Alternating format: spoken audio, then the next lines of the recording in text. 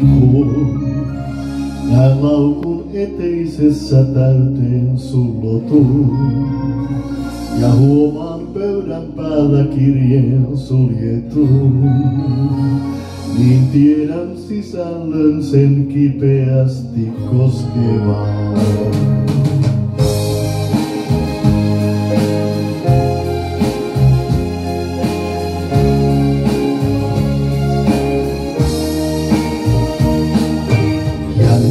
Illan eilisen on tehnyt tämän päätöksen ja siitä kiinni pitäen, kai hiukan ehkä itkien, mä suljin oven takanain. Sun täytyy ymmärtää, ei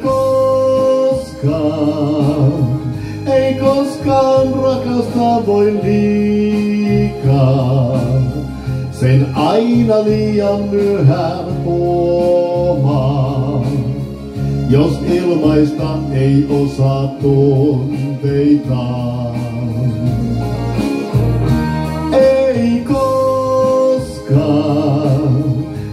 koskaan rakastaa voi liikaa, jos paljon rakkautta antaa. Niin paljon myös saa.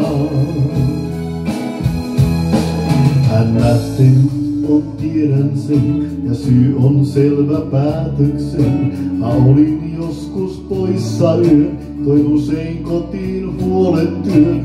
Mä paljon häntä rakastin ja aloin ymmärtää,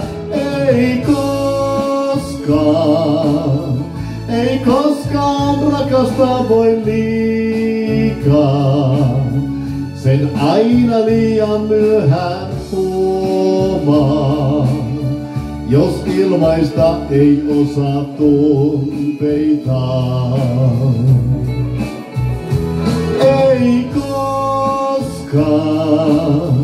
Ei koskaan rakastaa voi liikaa, jos paljon rakkautta antaa, niin paljon myös saa.